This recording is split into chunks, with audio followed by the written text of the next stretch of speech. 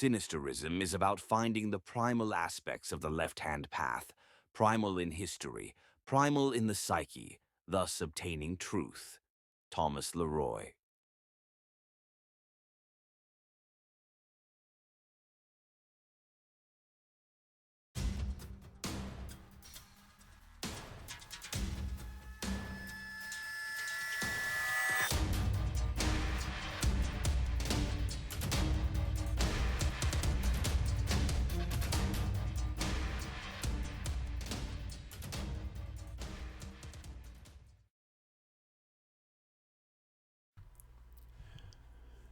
Greetings, my friends, and welcome back to your dose of sinister heathenry. But for those new to the channel, I'm Thomas Leroy, founder of the International Left-Hand Path organization, the Sect of the Horn God. The sect is an educational foundation created to not only make those with a black flame aware of its glow, but to also restore the shadow aspects to the ancient gods by going deep into the past, not only historically, but also psychologically. For the primal depths of the psyche are limitless. So, if this sounds interesting, make sure to like, share, and subscribe. And if you want to learn more, join the organization, the Sect of the Horn God, at the link down below. Thank you.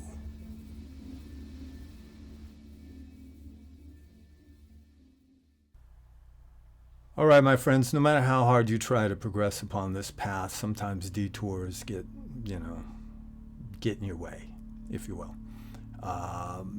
My output when it comes to putting out videos has been stymied.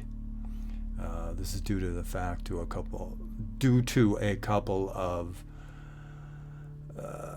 tragic situations involving family members, and also my lovely wife has fallen and broken her arm. A nasty break. And she is the chief executive officer of the organization. So those of you who have been trying to get in touch with us through email or whatever and haven't been getting responses, well, she's right-handed and she broke her right arm. And she's finding it a bit difficult to correspond.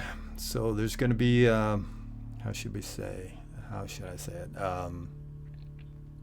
A bit of a delay in getting back to you. All right. Hopefully she'll mend quickly. Things will get better and the organization will progress. All right. Now, let's get to the video.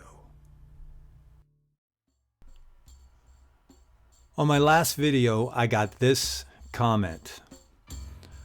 I always have a similar take using werewolves as a spiritual archetype. Can you put some thought into a video on that idea? Let's get beast mode. Now, the beast within has been a long time theme here on this channel, so Gary, my friend, why the hell not?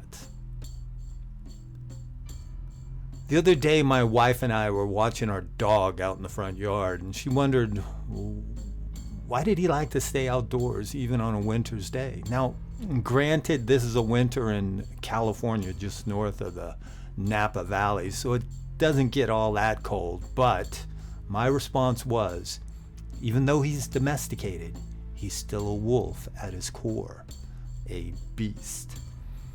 But then again, are we all? And in the deeper reaches of the human psyche, where the chains of modernity hold back our desires and rage, the beast sits, waiting. The werewolf awaits. Tales of the fusion of man and animal are as old as time, and who knows how many myths and legends of werebeast are lost to antiquity, because this appears to be a very basic theme. Though we long to believe we're somehow different than the other animals, we're really not. Even though we've created great cities, art, culture, it's all a facade to hide from ourselves what we really are. Beasts. Even at the core of Western culture, this idea can be found. There's a Greek legend of a king who served the flesh of his own son to Zeus, thinking to mock the gods, but the gods, they do not suffer mockery. The Sky Father turned him into a wolf, fur, fangs, hunger, and rage. The Romans too had their stories of werebeasts. They called them skin changers, men who could wear the hides of wolves and thus become them. And in the dark woods of northern Europe, amongst the fires of the ancient Germanic tribesmen, warriors called the Ulfinar raged, stomped, and howled into the night.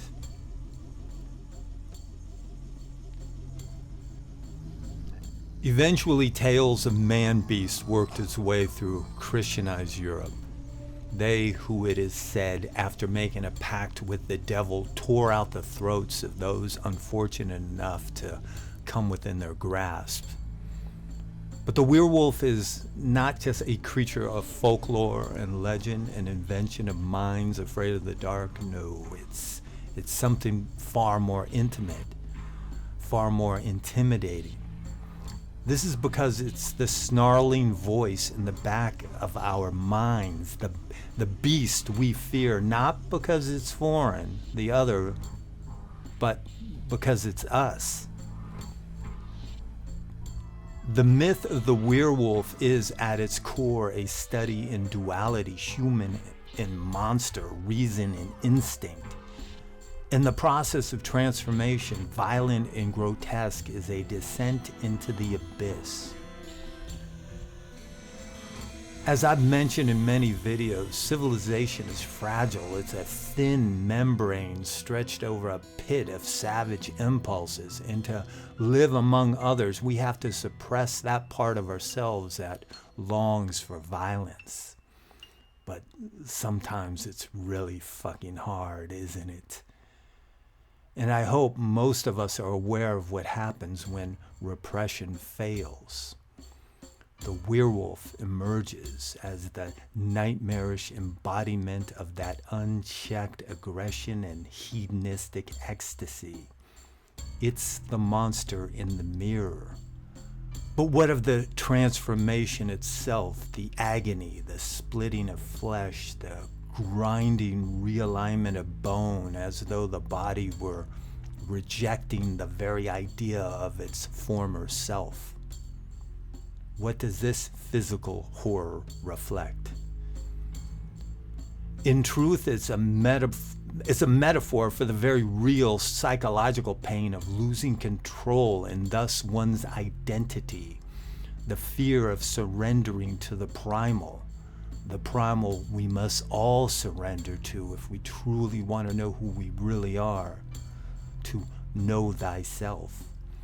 But this may seem masochistic. This is to suffer the pain of guilt for the ultimate freedom.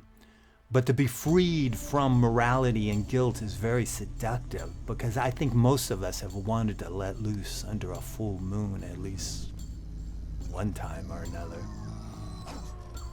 This is one of the reasons why the werewolf myth has lasted. It's more than a monster's story, but a reflection of the battle within.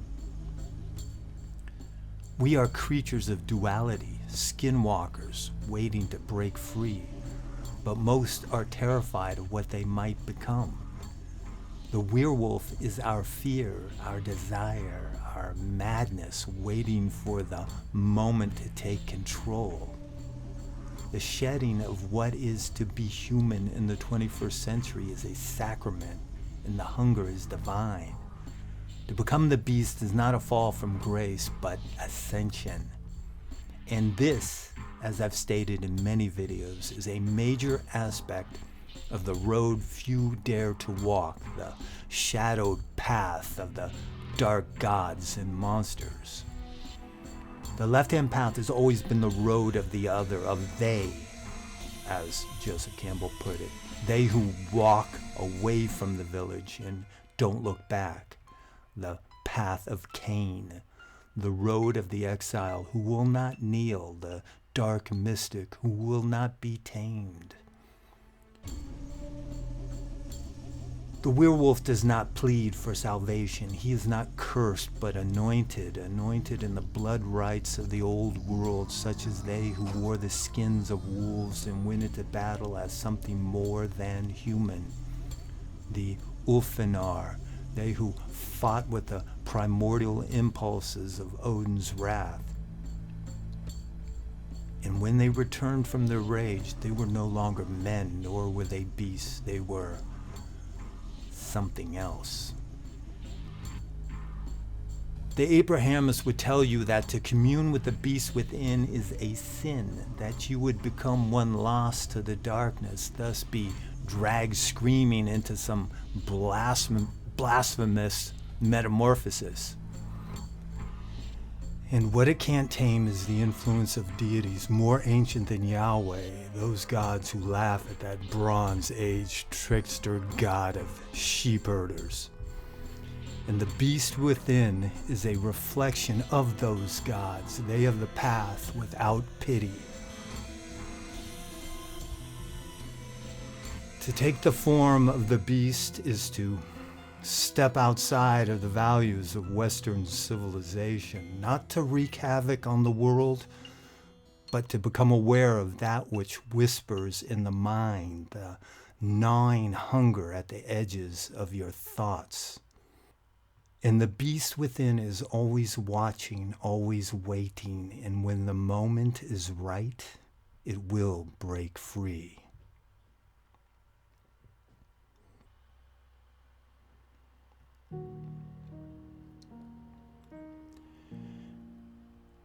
In conclusion, my friends, don't get me wrong, I don't want anyone to go out and harm the innocent in a fit of rage.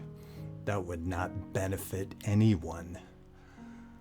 I hope that you realize that the core message of this video is that for those who walk the left-hand path, the beast within can be utilized as a source of power, constructive power, as long as it's handled wisely. Otherwise, if you fuck up, you'll be the one the beast will devour. It's all up to you. Until next time.